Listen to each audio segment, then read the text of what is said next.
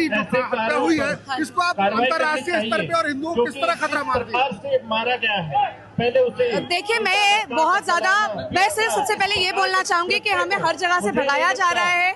हमें अफगानिस्तान से भगाया गया, हमें पाकिस्तान से भगाया गया, हमें इराक से भगाया गया, ईरान से भगाया गया, बांग्लादेश से भगाया जा रहा है। अब हम और भागेंगे नहीं, अब हम एक राष्ट्र मांगेंगे, क्योंकि अब राष्ट्र निर्माण की अब आवश्यकता हो चुकी है। हर हिंदू को सेफ होना पड़ेगा और सिर्फ हमें अकेले नहीं, हर हिंदू को तो साथ में लड़ना ही है।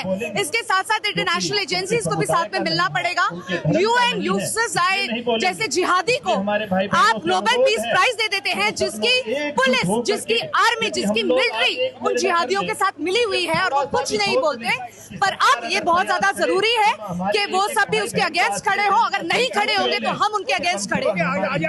मोदी से क्या मांग करते हैं? मोदी सरकार से क्या मांग करते हैं? मैं सिर्फ ये मांग रखती हूँ कि वो अपनी आर्मी भेजकर एक नया राष्ट्र की निर्माण करे।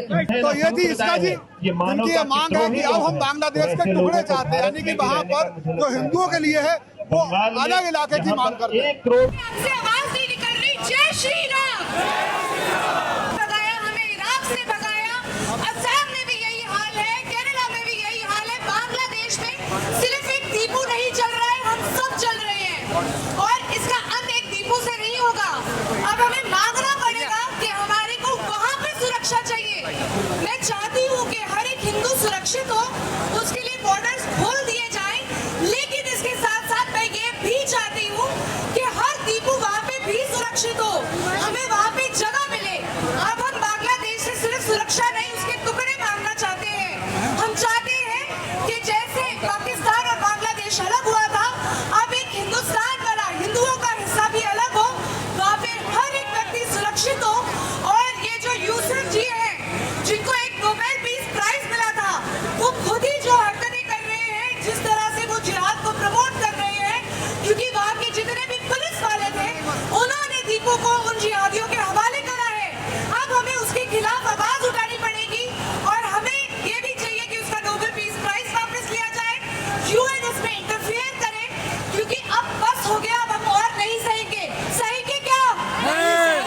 जय श्री राम। धन्यवाद ऋषिका जी।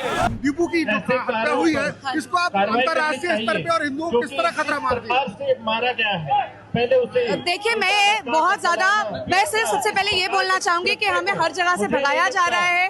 हमें अफगानिस्तान से भगाया गया, हमें पाकिस्तान से भगाया गया, हमें इराक से भगाया गया, ईरान से भगाया गया, बांग्लादेश से भगाया जा रहा है। अब हम और भागेंगे नहीं, अब हम एक राष्ट्र मांगेंगे, क्योंकि अब राष्ट्र निर्माण की अब आवश्यकता हो चुकी है। हर हिंदू को सेफ होना पड़ेगा और सिर्फ हमें अकेले नहीं, हर हिंदू को तो साथ में लड़ना ही है। इसके साथ साथ इंटरनेशनल एजेंसीज को भी साथ में मिलना पड़ेगा। UN जैसे जिहादी को आप ग्लोबल पीस प्राइज दे देते हैं, जिसकी पुलिस, जिसकी आर्मी, जिसकी मिलिट्री उन जिहादियों के साथ मिली हुई है और वो कुछ नहीं बोलते। पर अब ये बहुत ज्यादा जरूरी है कि वो सब भी उसके अगेंस्ट खड़े हो। अगर नहीं खड़े होंगे तो हम उनके अगेंस्ट खड़े होंगे। मोदी से क्या मांग करते हैं? मोदी सरकार से क्या मांग करते हैं? मैं सिर्फ ये मांग रखती हूँ कि वो अपनी आर्मी भेजकर एक नया राष्ट्र की निर्माण करे। तो ये थी इसका जी उनकी ये मांग है कि अब हम बांग्लादेश के टुकड़े चाहते हैं, यानी कि वहाँ पर जो हिंदुओं के लिए है वो अलग इलाके की मांग करते हैं। 1 करोड़